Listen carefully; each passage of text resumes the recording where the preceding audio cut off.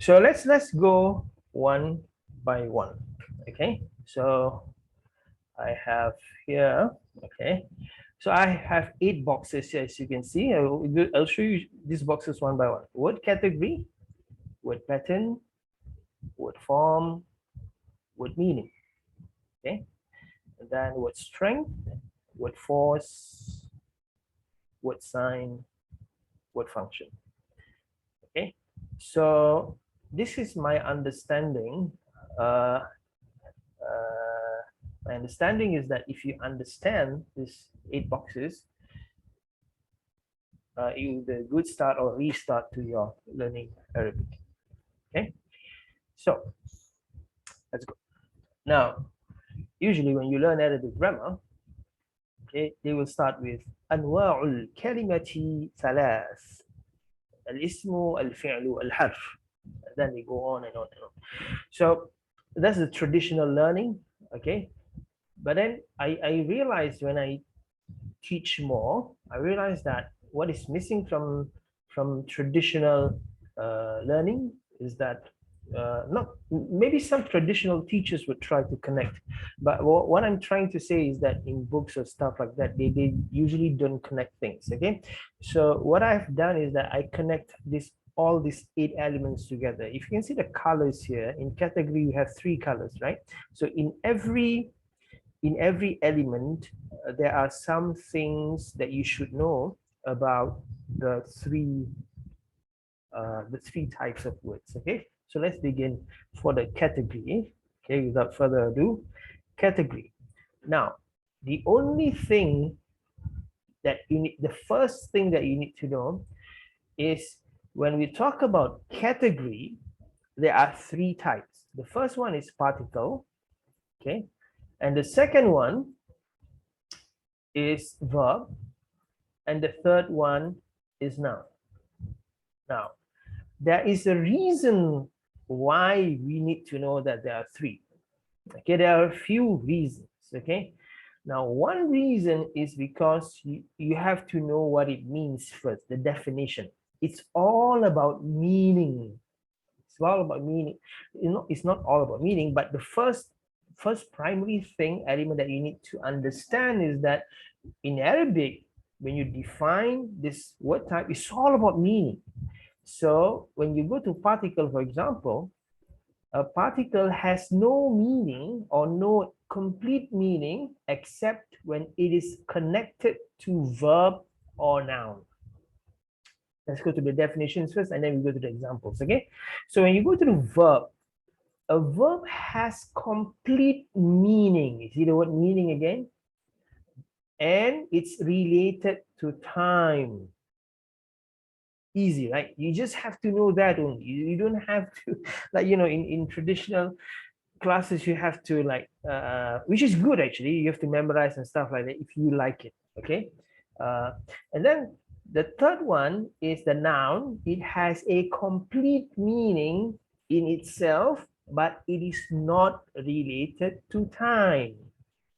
Okay, so these are the fundamentals you have to know first before you move on to the next elements. Okay, now why do we have to know this? Why do we have to know this? Because it's going to be connected to the other elements. For example, okay, for example, let's look at the first one, particle. So you have the example jitu min Turkiya. Jitu min Turkiya. So jitu min Turkiya is I came, and then min. I came min Turkey. I came min Turkey. Now min, we say, has an incomplete meaning unless it is connected to a verb or a noun. Okay. Now in this case, it's connected to a verb before it, which is came. Now and then you have kubun suni'a min dahabin. Kub is cup. It's a cognate. A cup made from, sorry, made, and then zahab, made min zahab. Zahab is gold. Now, so you would translate jitu min Turkiya is from. I came from Turkey. But when you look at the second min, you would translate this as a cup made of gold. Made of gold. I checked the dictionary. You can also can also say made from gold if you want to mean something else, but you can also say made of gold if you want to mean something else. But the thing is this: the point is a particle in Arabic. Okay, the meaning of it, you can't translate the meaning unless you have you connect it with a verb or a noun before or after. Okay, so that's the meaning.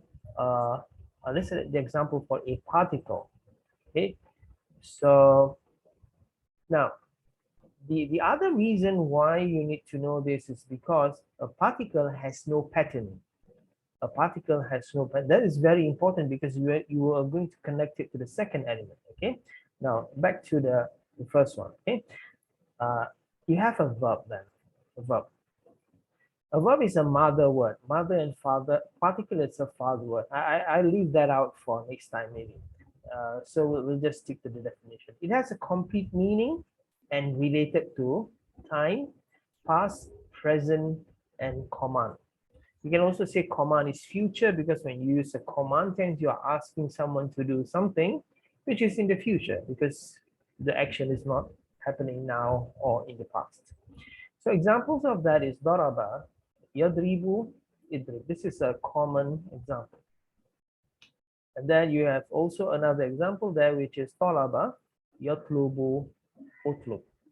Okay, so daraba struck, yadribu strike or strikes, and idrib strike. Talaba, yatlubu, utlub, a sought, seeks, and seek. Okay, now the third class is standard noun. Sorry, noun, which has complete meaning, but is not related to time. There is no time there. No past, no present, no future. But here's the thing, okay?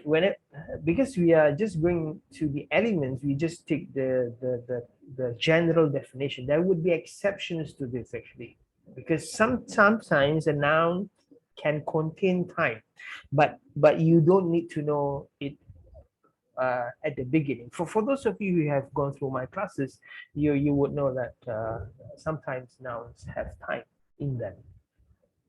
So let's wrap up for the category. Okay, in terms of noun.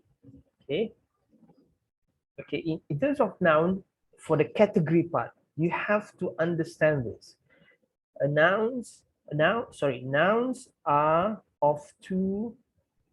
Noun is a category, but it has two subcategories. So a noun is either standard or is either a pronoun. It's either standard or either it will be subcategorized later on, but you just have to know the first thing, which is standard and pronoun. So standard noun in Arabic we say ism zahir. So it's zahir means apparent noun. Usually you can visualize, you can touch or something like that. But pronoun is more of a replacement noun. So you can say he, but you're not referring to, he does not really have any visual or something like that because it's referring to something. So pronoun means a noun that replaces another noun. Okay, so you just have to remember that. Okay, so to wrap up, category, you just have to remember that particle is incomplete unless the meaning is incomplete unless it's connected to a verb or noun. A verb has complete meaning related to time. A noun has complete meaning but not related to time, and it has two subcategories, which is standard and pronoun. Okay, that's quite simple. Okay, once you go to the other elements, you will see the connections being made. Okay, now, all right, so pattern. Yeah, I'm going to try to focus like 5 minutes on each element. Okay, now if you have maybe most of you would have watched the video I shared before on the root word equation. If you have watched that, you would have understood this already. Okay, but just for the sake of this video, we're going to explain what this element is about. Second element, pattern. All words in Arabic have patterns. Okay, now except for particles. Okay, so you just have to remember this, and then we define pattern last, so we just give the sort of definitions.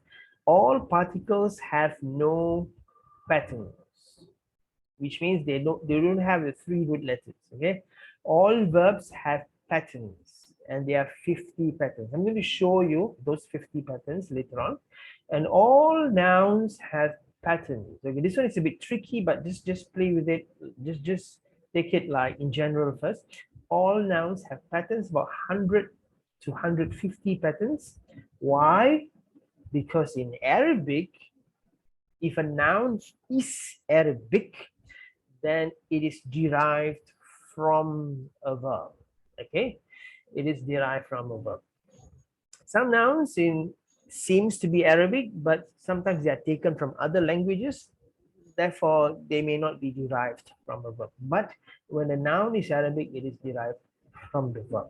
There would be an issue when you will see that okay, if a noun has a pattern, therefore it has the meaning comes from the pattern itself. That one we will tackle on the meaning element where a noun has 2 kinds of meanings. Okay, so that is for later. But now we go to the definition of pattern. The definition of pattern is basically like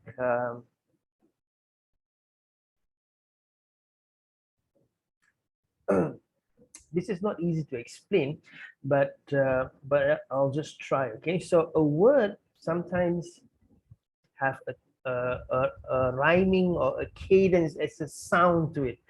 So when we say qari'un, katibun, jalisun, milun. So they sound the same, right? So they have this what they call the same cadence, the same rhyming. So that is called pattern.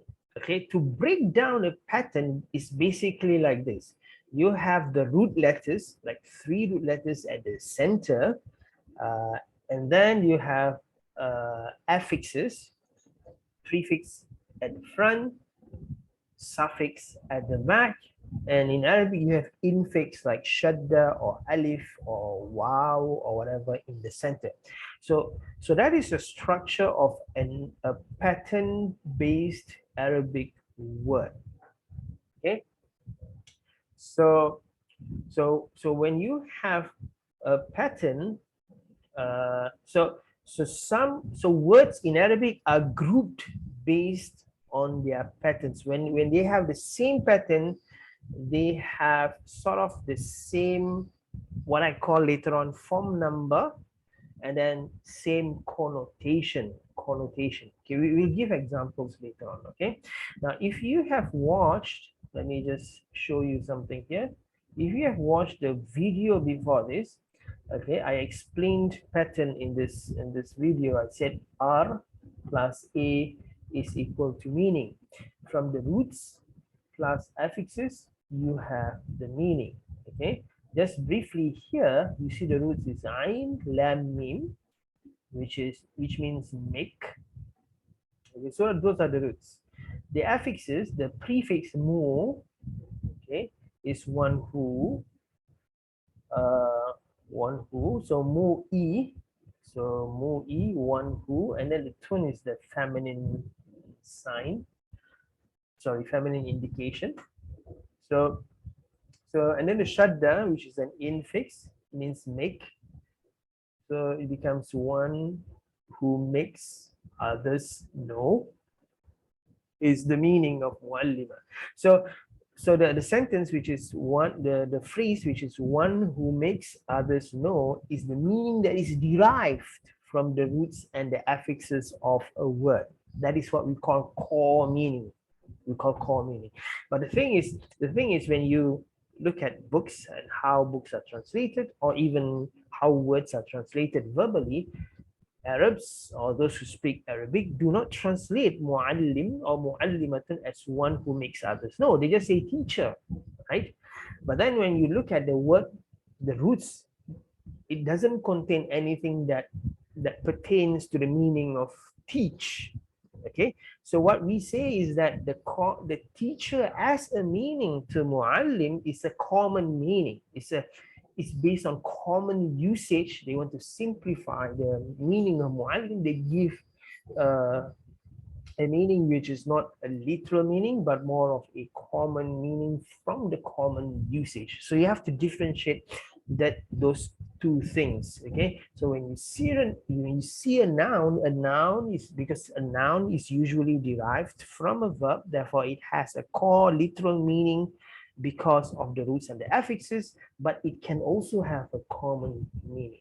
When you see Quran translations, for example, you will also notice these things. Okay, some translators would be inclined to translate using core meanings, some common meanings, some mix. Usually they have a mix between the two, and sometimes different interpretations. They differ because of that also. Okay, so. So last thing before we go to the next element is this: the pattern. In Arabic, we call it wazn. Wazn means weight. Okay, it has weight. So usually when you want to weigh a word, okay, you put fa on the root, first root. In this case, the ain becomes a fa, the lam becomes an ain, and the mim becomes a lam. Therefore, when you put fa, ain, lam, you would say that the weighing, the pattern of the word muallimun is mufa'ilun. It's not easy for beginners to this. Even non-beginners, is not easy for you to understand this fully, but just understand the concept. The concept is whenever every word has root letters, if you want to measure it, weigh it to get the pattern, you put at the first root letter fa, the second letter ain, and the third letter lam. It's just that the grammarians from the beginning, agreed on using those three letters as the rulers of words. Okay, all right. So that is the pattern. Okay. So to wrap up, what you need to understand about the element of pattern is that all particles have no pattern, so you can't weigh them. And because you can't weigh them, there will be other elements that will tell you the implications of that. Okay, and then all verbs have patterns, 50 of them. All nouns have patterns, about 100 plus of them.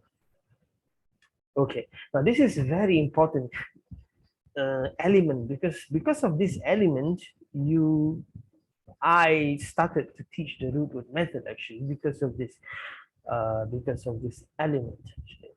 And in fact, even there is no emphasis put on this usually in traditional grammar classes, because sometimes it's not easy to learn this. Okay, so let's just move on for now. Okay, and then look at the third element, which is the form. Okay, which is the form. Now the form and the pattern are sort of interconnected. Okay, they are very related. When we talk about pattern, okay, you have to be clear here what I mean when I use these terms. Okay, because sometimes different books and teachers use different terms. When I say pattern, I mean the fa ain lam thing. So I mean, when you put fa ain lam to a word, onto the roots of the words, it will give you some sounding. So muallimun is the word, but the pattern is mufa'ilun. That is pattern. Here's the thing. Once you get the pattern thing, it's going to be very simple. Okay, but the thing is, as you can see, there are many patterns. Okay, 100 plus. So 150 if we take at minimum verbs and nouns. And because of that, to simplify, this is usually done, I think it was first done in the Western world, where they wanted to simplify. They gave these patterns numbers. They give these pattern numbers, and they call it form. So form is not pattern. Form is actually the pattern number to make it easy. Okay, so when I say form, I'm not referring to mufa'il, which is the pattern. I'm referring to the pattern number and the type of the pattern. And then once you know the type, you will know that there is a connotation or the meaning that the type carries. Okay, it's not that difficult. I'll show you an example. Okay, so mufa'il, right? So once I'm going to show a chart where you have noun patterns. Okay, let's see, you have to make this bigger. So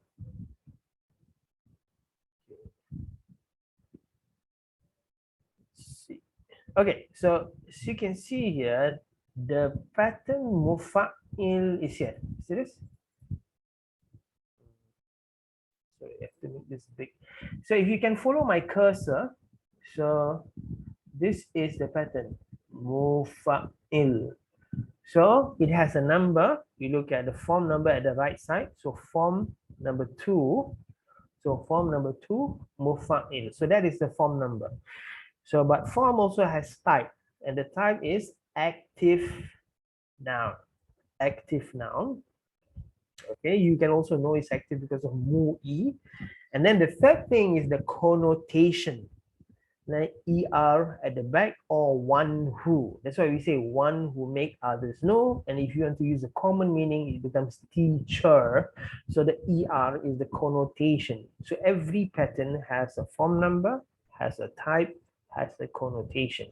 Okay, you just have to refer to the charts, and then you will see.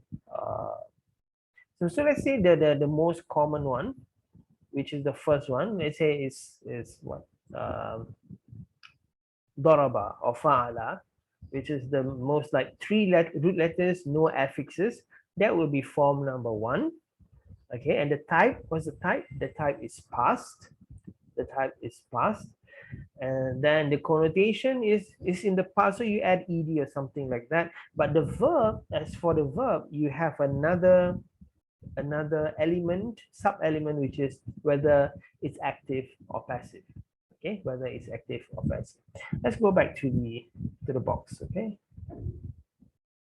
go back to the box. So for the form, you have pattern number, type. Okay, and the pattern number and the type is dependent on the affixes that these words have. Okay, so for example, when you go to form 1, form 2, form 3, the higher the form is, let's say form 5, the more affixes they would have. Like form 5 would have like 2 affixes, and a shadda. So, and then you will have like at most 3 affixes. Okay, so depending on the form that you look at. All right, so I have to go a bit faster because of time.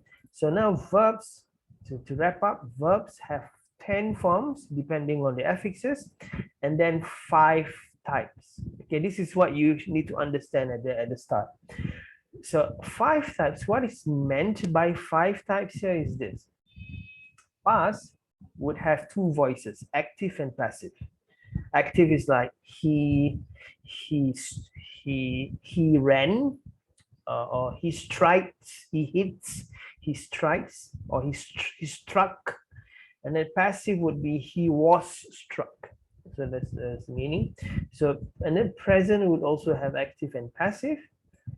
That would make it 4, right? Past active, past passive, present active, present passive. And then you have the command. So 5 types. And then when you have nouns, nouns would have 10 forms and 10 types. 10 forms and 10 types. So the example which we took just now was muallim. So that is form 2, and the type is active noun, or the technical term for it is active participle. Okay, so we won't go through all the types here, but I'll just show you the chart again to just show you how many patterns there are. Okay, this is the noun chart, which also includes the verbs. So you can see here the types. Okay, call it type, right? Yeah, types. So verbal, active, passive, locative, adjective, and so on. I just want to show something here. You have the pattern where you have the patterns indicate that it is a broken plural.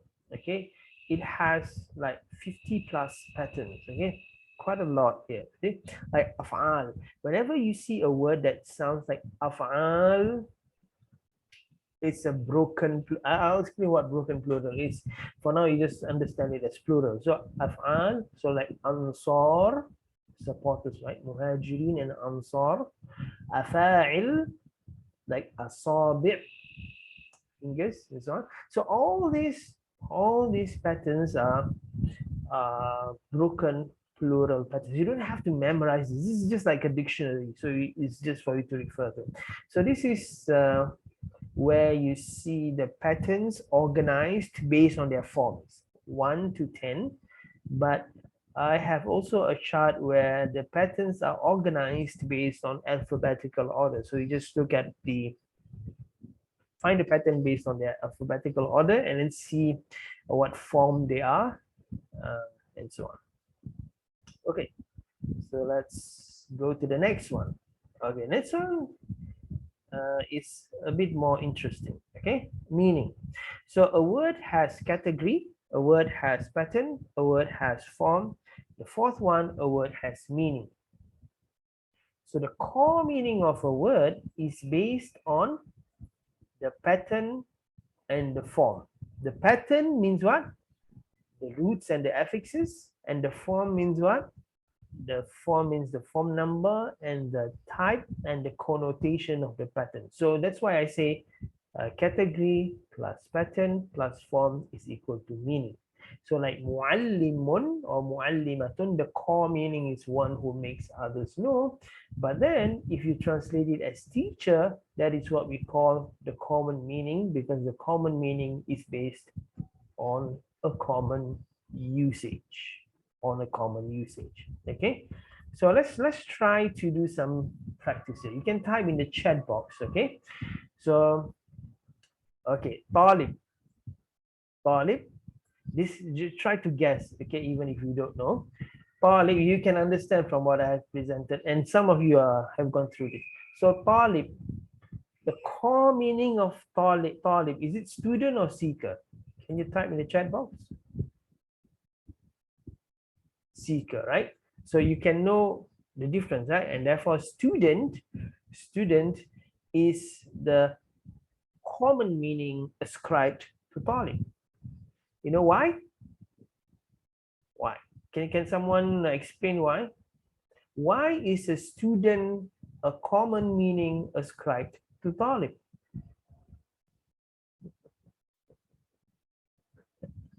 Why?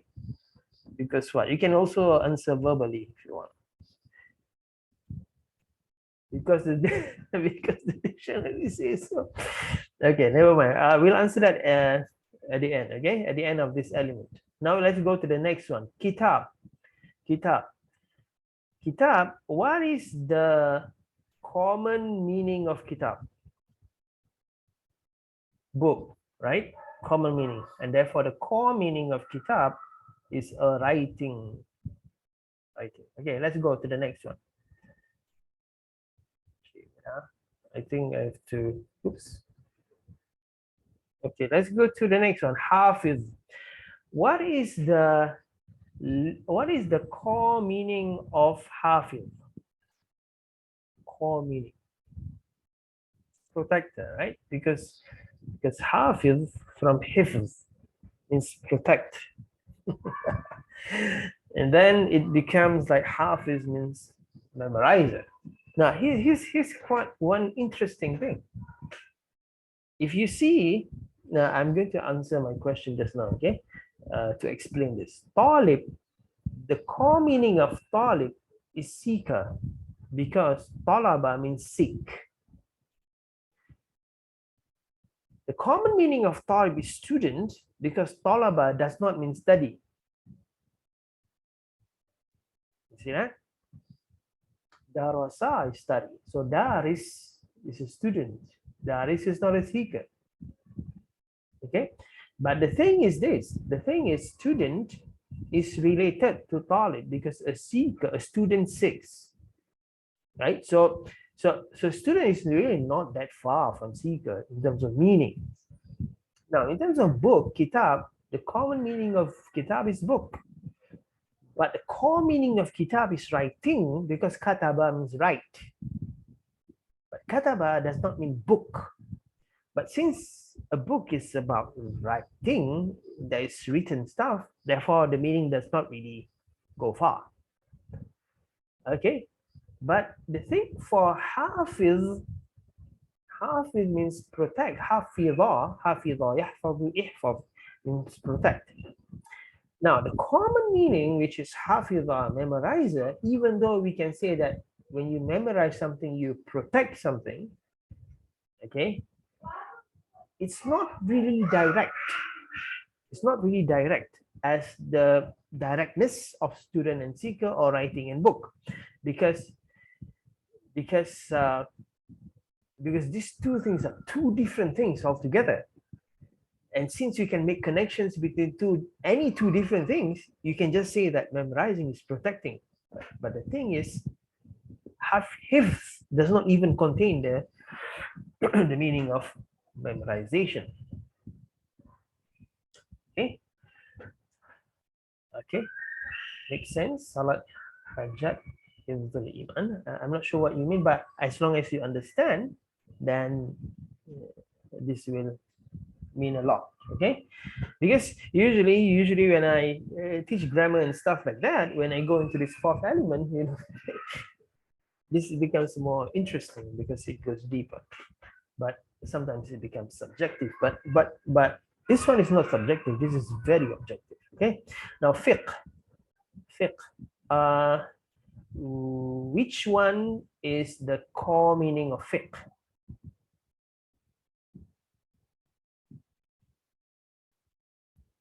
Core meaning. Understanding. Yes. Fiqh is an understanding. Law is the common meaning. Fiqh. Common meaning. Now this is another word like hafiz. You can't really relate directly, because the common meaning is a bit the relation is a bit far from the. So even in the Quran, afala yafqahun, it means that it is referring to the core meaning. In the Quran, and they say afala yafqahun, it doesn't really it means, do they not understand? It does not mean, do they not learn law? No one says that. No scholar even says this does not mean that you shouldn't learn fiqh.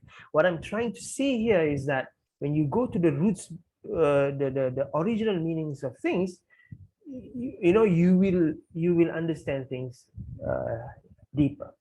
Okay, so remember this: when we learn about meaning, core meaning, and common meaning, it's not really about right and wrong. It's about which one is core, which one is common. So based on that, you will understand better. Okay, so now let's move on. Okay, let's wrap up first and then move on to the next one. So in terms of the element of meaning, we just have to know that meanings usually come from the pattern and the form, but it can also come from the society or the common usage where the meaning, the common meaning may have direct relation to the derived, to the core meaning, but sometimes it does not have a direct relation. The meaning is a bit indirect. Okay, you just have to understand that. Okay, let's move on to, okay, so with that, I'm going to just show you you don't have to be able to read this, it's fine. I just want to show you that we have covered the first four, which is word category plus word pattern plus word form is equal to meaning. What we have gone through seems basic, seems simple, but if you start with that or you restart your learning with that, it's going to be very, very helpful. Okay, now we go to the other four elements. Okay, the other four elements. Now the other four elements, I'm not going to make this big for now. I'm just going to show you this. The other four elements is strength plus force plus sign is equal to function. Now this is what we call grammar, or in Arabic we call nahu. Okay, usually when we say we learn Arabic grammar, we learn, or usually any Arabic classes, when you go, they don't really learn the first four because it's not easy. They usually learn the other four, which is grammar, and they do i'rab and stuff like that. Even my classes have evolved into an i'rab class, a grammatical analysis class, even though I also focus on the first four, but then eventually we want to know the grammar. The grammar part is more important in terms of the outcome, in terms of the end result of when we do grammatical analysis. The end result is we want to know the function of the word, actually. Okay, but the meaning is also important. So if you reduce everything to two things in Arabic, it's all about meaning and function. Meaning and function. So sarf is for you to reach the meaning, and the meaning are common and core. Okay, and grammar, which is nahu, is for you to reach the function of the word. And in order to reach that, you have to go through these 8 elements. Okay, it's quite fun actually if you get this. If you don't get the elements, it's not going to be fun. It's going to be very, very stressful, and this thing is not for everyone actually. So hopefully with this framework, and hopefully one day more people can enjoy Arabic instead of getting stressed over it. Okay, now let's go to the next one. Now, the first element of grammar, which is strength. Okay, now hopefully you can see the, okay, I'm going to just turn off the chat for a while. Okay, now strength, force, and sign is equal to function. Now, strength, force, and sign are very related, okay? Especially strength and force. I think this is the first time I see, usually in Arabic, they call strength i'rab and bina, or bina. And then force, they call it amal. But usually they don't like connect it together. Now I'm trying to connect it together. It's not easy, okay? This thing is not easy. In Arabic, in English, they call it case. A word has a case, and that's not even an easy thing to understand, okay? Now, let us go through one by one, okay? Strength. Let's understand first what we mean by strength, okay? It says here, strength is the degree of the word sturdiness, whether it is movable or not by the force of a preceding movable. Oh my God, I tried to do it as simple as possible. Even I find it not easy to understand. Anyway, so let's go to the definitions, more definitions here. When a word, okay, strength is two things. A word is either fixed or a word is either changeable. Okay, a word is either fixed or a word is either changeable. Now, a fixed word basically is strong, steady, which means, again, and you have to understand it. When a word is sturdy, it means the ending vowel, the ending haraka cannot be changed. Okay, it says here, a word is sturdy when it has a cemented vowel on its final syllable. Okay, fixed. Okay, changeable, another type. Changeable is a word is not sturdy when its vowel of its final syllable is changeable. Okay, now this changeability of things is dependent on the word that comes before it.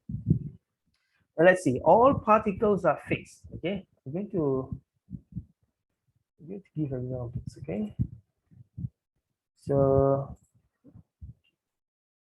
okay, so you have fee, right? Fee. So you have fee, and then the ending is sukun. It's always a sukun. Okay, it doesn't really change. Fia, fiyi, fiyu. Okay, and then you have wa, another particle, right? So when you say wa, what duha, you don't say with duha, you don't say would duha. So it doesn't really change the ending. Of course, you don't see that it's just one letter, right? So that there's no like final syllable, final letter. It's just one letter. So the beginning is the ending vowel. Let's take another one, which is ma. Okay, ma. Ma is a particle, right? So in Allah ma'al muhsinin, it doesn't like become in Allah ma'il muhsinin or ma'ul muhsinin. So all particles are fixed. All particles are fixed. So that's the sturdiness. Okay.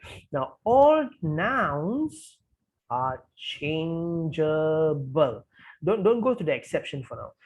So all nouns are changeable. So you look at talibun, right? So talibun, it can be taliban, it can be talibin. Talibatun, likewise. Okay. What other nouns are here? Can be changeable. Zahab, zahabin, zahaban, zahabun. Those are nouns. So it can be changeable based on what comes before it. What comes before it. Okay. So of course, Turkiya is not changeable because it's not an Arabic word. Okay, that's why you can't say Turki, Turki, yo, whatever. Okay, so now, so all nouns are changeable. Therefore, they are not strong. And that changeability is indicated at the ending of it. Okay. Now, all verbs are fixed. Okay, so when you talk about strength, you just have to remember all particles are fixed, all nouns are changeable, all verbs are fixed. So when you say daraba, it's fixed. Okay, daraba yadribu idrib is fixed on sukun, so the command tense. Okay, now there are a few exceptions which I can explain now. Okay. Now, all nouns like Taliban, Talibun, Talibin are changeable because of what comes before it. We will talk about that in force and sign. But now we just want to talk about the concept of strength. Okay. Now, when you look at pronouns, for example, pronouns, okay, look at huwa, which means he, okay, it cannot be hui or huwu, right? It's fixed. But the thing is, it's a noun. It's a noun. Nouns should be changeable. So you have to memorize that, sort of memorize or understand. So nouns are changeable, but why is who are non-changeable? Because pronouns are like particles. In terms of what? They don't have patterns. So words that don't have patterns are fixed. You see that? So you just have to understand the exception so that you know the trick here. Okay. Now you go to verbs, for example. So all verbs are fixed. So you have past, present, command, right? So past and command are fixed. Okay, they don't change. When they change, they do change actually, but when they change, it's not because of grammar. They change because of sound. That one we don't cover now because it's too long. Okay. But you just need to know the exception. Except for present tense verbs, okay, they are changeable. They are changeable. So yadribu can become yadriba, can become yadrib.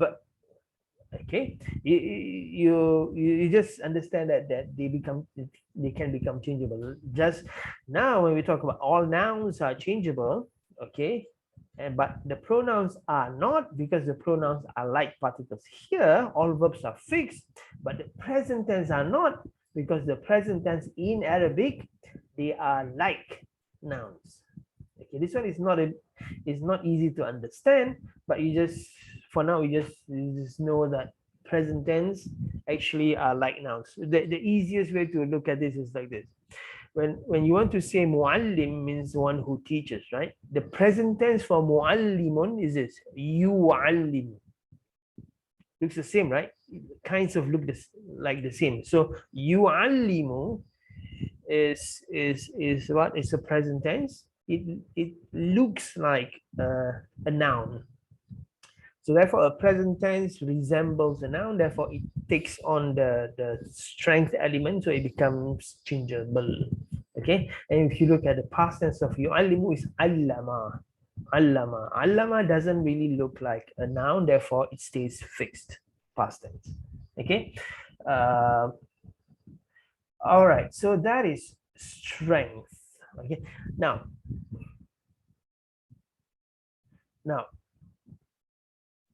so we are done with strength, but with just one more thing that you need to know. All of this, we are discussing all of this because of the mover theory.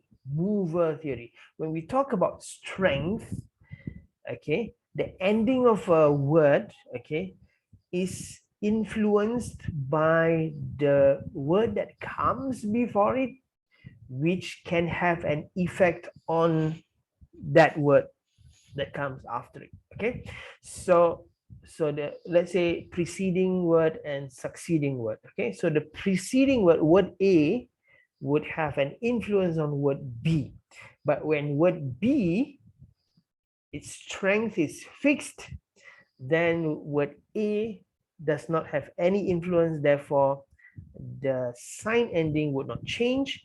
But when the word is changeable, then the signs ending may change based on what word A does to it.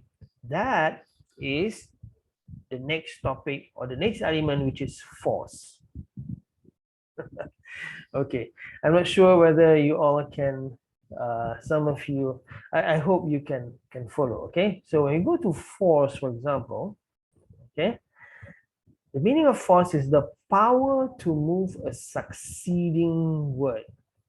Okay, a succeeding word. I'll give examples so this is clear. Okay, so all particles are movers. Okay, let's take a particle. Okay, phi. What phi does? Okay, phi is a particle, therefore it's a mover. Mover means it moves, it has an effect on the next word. So let's say fi al-madrasati. Fi al-madrasati. Therefore, we say that phi is a mover. Why? Because it causes this sign to be kasra. Okay, because by default, if there is no word before al-madrasa, it's al-madrasa 2 by default. But when phi is there, it moves the word down. That's why we call it drag. It's a dragger because it moves, it pulls down from, you know, from being dhamma here, and then it becomes kasra. So all particles are movers. Whenever you see a particle, they move, they do something to what comes after it. And how many things do? They do a few things. They watch. So watch is not really a kind of movement, but I call it watcher because you know, to ascribe a movement thing to it. Okay, it can lift. So what it does is that the word that comes after it has a fatha. Kills, it means the word after it has a sukun. A particle doesn't push, okay? Only verbs push, okay? And then a particle can also drag. That means the word that comes after it has a kasra. So all particles are movers, okay? And now if you have zero knowledge or little knowledge for now, you just understand first that when you see a particle does something to what comes after it, okay? And then all verbs are movers. All verbs, which means the verbs are like particles. They have strength. One way to understand this is in the beginning, I say that all particles are fathers. They are, fathers usually are those who are the most dominant in the family. So they move, okay? And then all verbs are like mothers. So they have an influence to what comes after it. So they move. But who do they move? They don't move the father. They don't move the particle. So the verbs don't move the particles. The verbs just move the children. Okay. So the nouns, all the nouns are children and they are moved. Now, all nouns can be moved by verbs and particles because it's a child. Now, the mother can only be moved by the father. Okay. But the nouns, which is the children, they cannot move anything. They become the movies. A weird word that I coined. So they are the movies. Okay, so if you understand that first, all particles are movers, all verbs are movers, all nouns are movies, and then you go with the exceptions. Okay, now let's finish the particles first. So the particles are movers, which means they cannot be moved. Now, even if I put ana fil madrasati, ana fil madrasati, this word is a pronoun, ana. Does it move fi? It doesn't move fi. Okay, because particles are not moved by the words that come before. It cannot be moved. It's unmovable.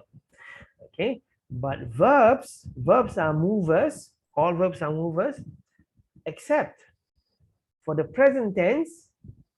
They are movers and they are also movies. Why? Because they are like nouns. Remember we say present tense, they are like nouns also. They can also be moved. That's why you can say yadribu, yadriba, or yadrib when they are moved, when they are influenced by the word before them. And then all nouns are movies. That means they are always being moved. They are always being influenced by the word before them. And when they move, there are exceptions, but we will leave out the exceptions for now, not important. And when the words move, when the nouns move, they change between Dhamma, Fatha, and Kasra, depending on what the word before it does, or what the particles or verbs before the noun does. Okay, so that is in terms of sign. That's why these three are related. These three are related. When we do the practice at the end, you will see how it is related. Okay, now I will just take about 5 to 10 more minutes. Okay, and then we are done. Okay, so I hope you can follow. Let's finish off the signs. Now, when we talk about signs, because particles are fixed, as in the strength, right? Therefore, they have fixed signs. Okay, they have fixed signs. Pronouns will also follow because they don't have patterns like particles. All verbs have fixed signs also, except present. We talked about this before. Okay, and they follow nouns. Now, it will be clearer when we do the examples. Okay, now the last one is function. This one we have to give an example. Okay, but we'll just read the definitions first, the details here first, and then we give examples. Now, functions for noun, when we say a noun has a function, we say like a noun is a subject or object or subject or predicate or adjective and stuff like that. Okay, so what is that? That is the role that it plays in relation to a preceding word. Okay, this definition is important. So it has 25 functions. Now I have done before this, what I call the one-page grammar, which is here. This is the one-page grammar, which is like everything is. It seems like not everything is here, but actually everything is here. So this is the latest, but you can't understand for now.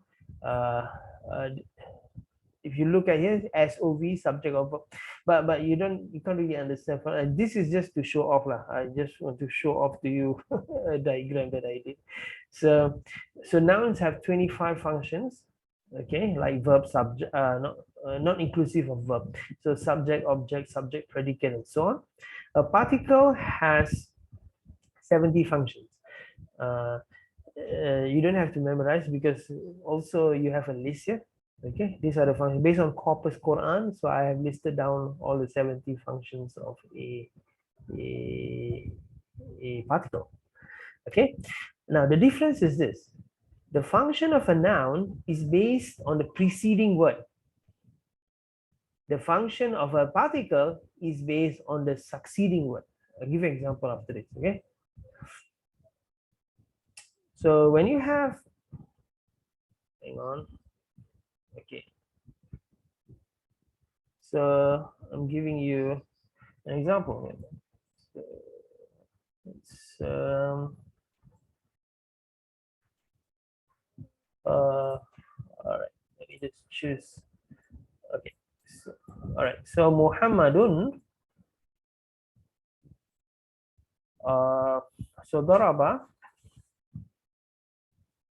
so daraba Muhammadun Aliyan.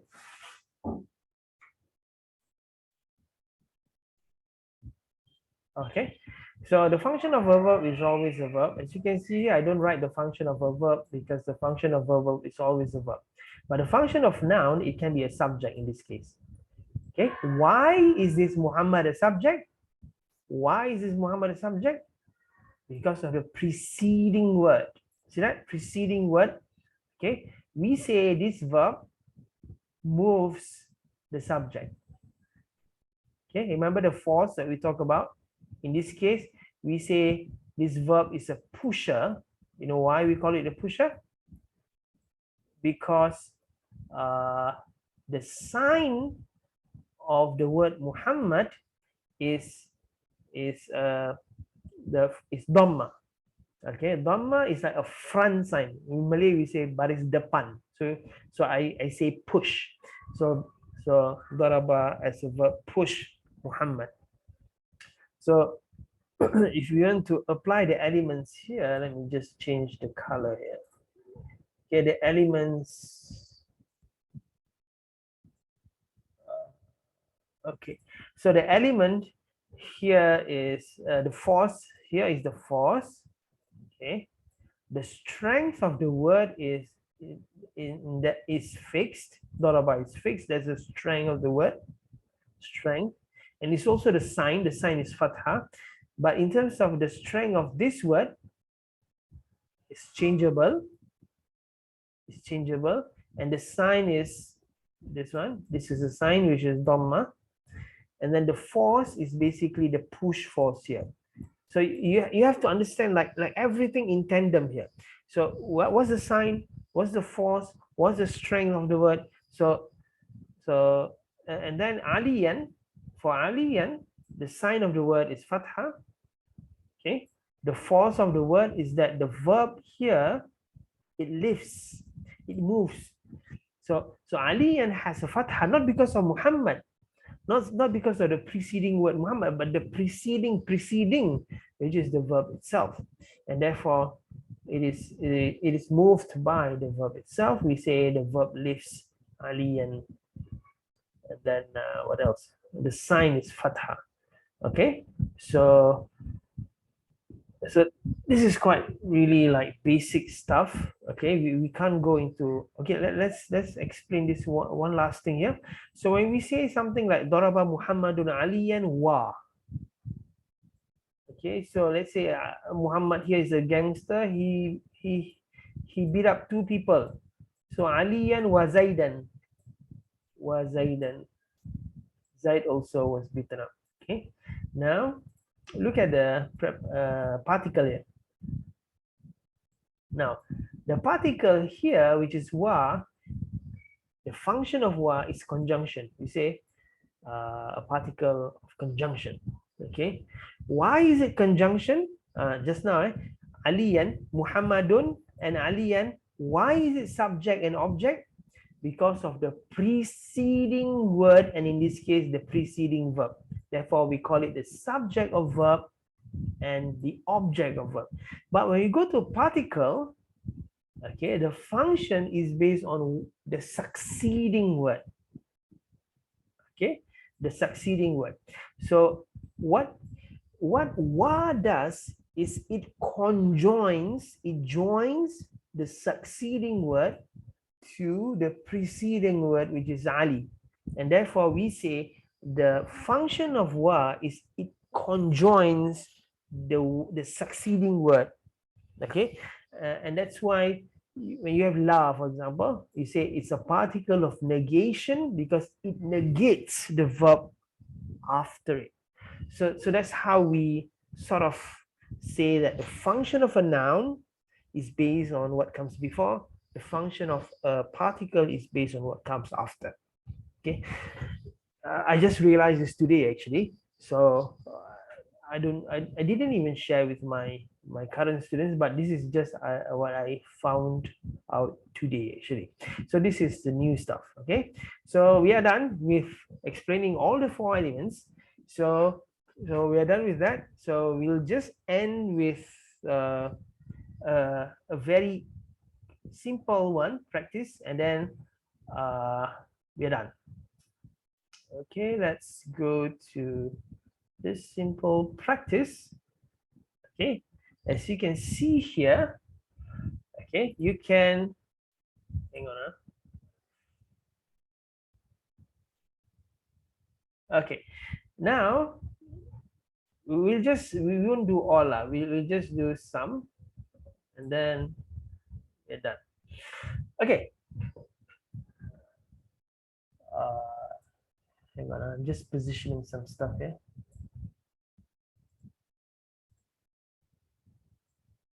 Okay, so now in terms of category, oops,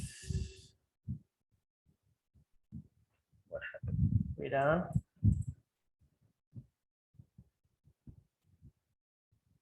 oh, it becomes so big.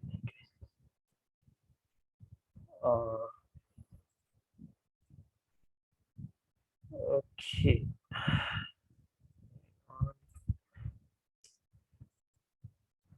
Okay. In terms of category, we will call this particle. You see that? Particle. Now, in terms, okay, maybe I'll just do it for one, and then maybe I'll just ask you all for the next one. So, Daraba at-talibu. So basically what we do in class usually, we script this, okay? And then we say this talib is a noun. Okay. Hang on, this is the first time I'm using this online whiteboard, so it's a bit tricky. So this is a noun in terms of category. In terms of category. Now, in terms of pattern, what's the pattern of talib? Can anyone say what's the pattern of talib?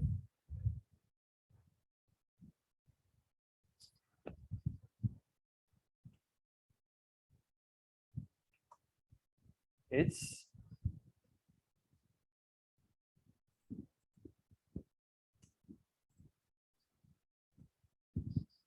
fine, right? It's fine. I won't write the Arabic one because it takes time. Good, fine, good Hakima. And then the form is form. Okay, the form is form. Anyone knows what's form number? If you know, it's three root letters. Okay, therefore it's form number 1. Okay, and the type is active, and the meaning. Okay, what's the meaning of talib?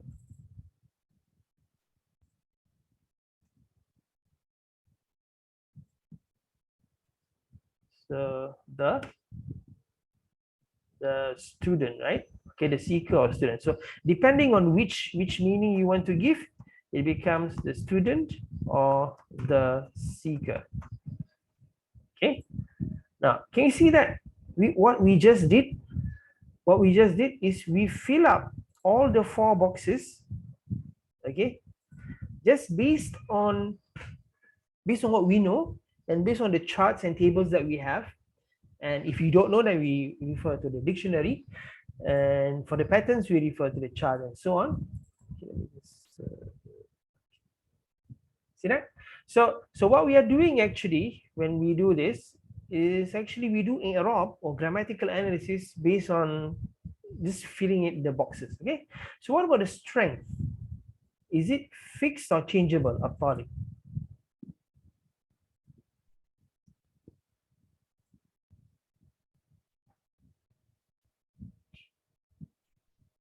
Anyone?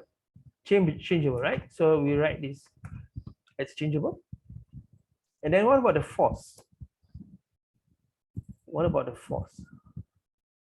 Is it mover or movie?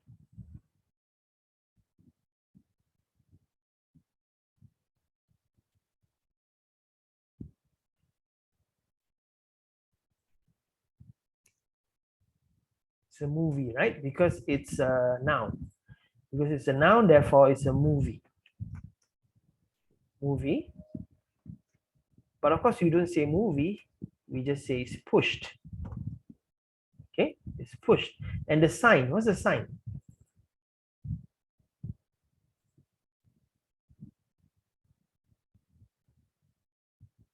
Dhamma. Good. So the sign is Dhamma. The sign is Dhamma. Dhamma. And what's the function?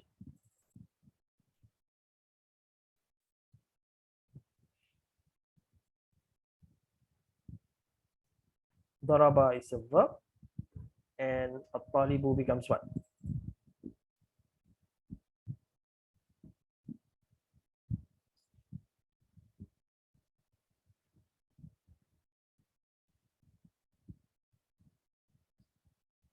Subject. So the subject of verb, right?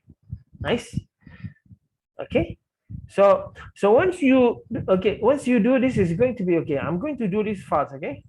I'm going to do daraba. Okay. So just to save time, a daraba category wise would be verb, and then pattern would be fa'ala. Fa'ala. Hang on. Okay. Pattern would be fa'ala. And then form would be form 1. Form 1 past. Form 1 past active. Past active. And then meaning would be struck. Meaning would be struck.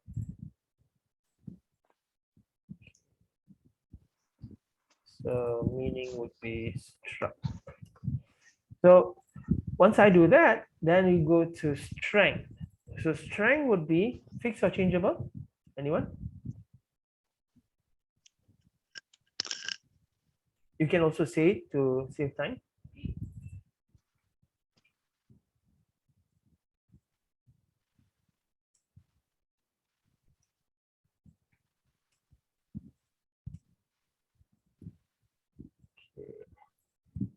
So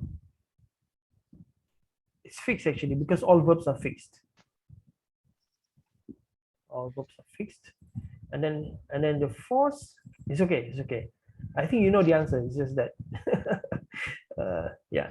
So force would be it's a mover, right? Force is a mover. It's a mover. And then the sign fixed on what? Fixed on fatha. Okay. So we'll do one more. We'll do one more, which is the particle. Okay. So the strength is it's fixed. Okay. I'm just going to copy. Strength is fixed, and then the force is, of course, it's a mover. In this case, it's a dragger. Okay. It's it's a dragger. And then the sign you can see at the end is sukun. So therefore we just put here as sukun. Good. Okay, the function is preposition.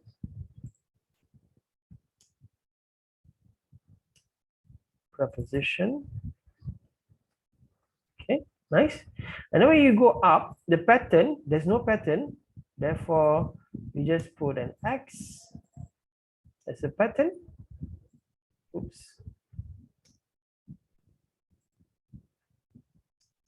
Okay, you just put an X as the pattern. And then there is also no form. Therefore, you also put an X because there's no form. And then the meaning will be what? The student hit the teacher, or ma daraba. So the student did not hit the teacher at the, it's either in or at, depending on how you translate, in the restaurant, in the cafe. Okay, hang on, I'm just copy pasting. Okay, so in the restaurant. You see that? So once you know the 8 elements, this is quite straightforward. Once if it's just filling in the boxes, is quite straightforward. And then what we usually do in our classes for now, after 6 years, we just do i'rab. We just do grammatical analysis. And because we have all the charts and so on, usually every week some students would get like a line for them to do i'rab in class. So they will just go through verbally what the line that they have to do. Okay, so yeah, so I hope let me just conclude first, okay, before I talk about classes and stuff like that. So as you can see here, all the 8 elements that we have gone through for today, okay, these are just some of the charts that you see. There are more I didn't have time to include. So I hope you get the framework where, you know, all the 8 things, you have to understand what is really meant by all the 8 elements before you move on with the details, because the details will for sure make you lost, like, you know, like lost. So if you understand all the 8 elements, once you understand that, the point of all this is the point of all this is about i'rab. That's why you know what, when I started the root word method in 2015, I tried to sort of like do something sort of revolutionary, like, let's call this the root word method, let's learn morphology and stuff like that. But eventually I realized that, oh, why traditionally classes, you know, eventually go to i'rab, grammatical analysis, is that eventually, you know, you just want to go to know the functions of each word, because that's the most enjoyable thing to do, the most interesting, the most exciting thing to do is to do the i'rab. But the thing is usually people skip some stuff. Okay, skip some stuff like the morphology part and stuff like that. So what I've tried to do the last few years is to keep the basic stuff intact, so that you don't skip the most important part. So what we did was, so eventually we came up with an i'rab that is all inclusive. So usually when some of you who have gone through the Arabic tradition, the traditional way, when they do i'rab, the elements that they have is usually strength, sign, and function. Strength, sign, and function. Usually we leave out the category, the pattern, the form, the meaning, and the force. Whereas the force is the most important thing. So what I did usually is that I included everything, but in a way that you can do it easily because you can refer to the charts and so on.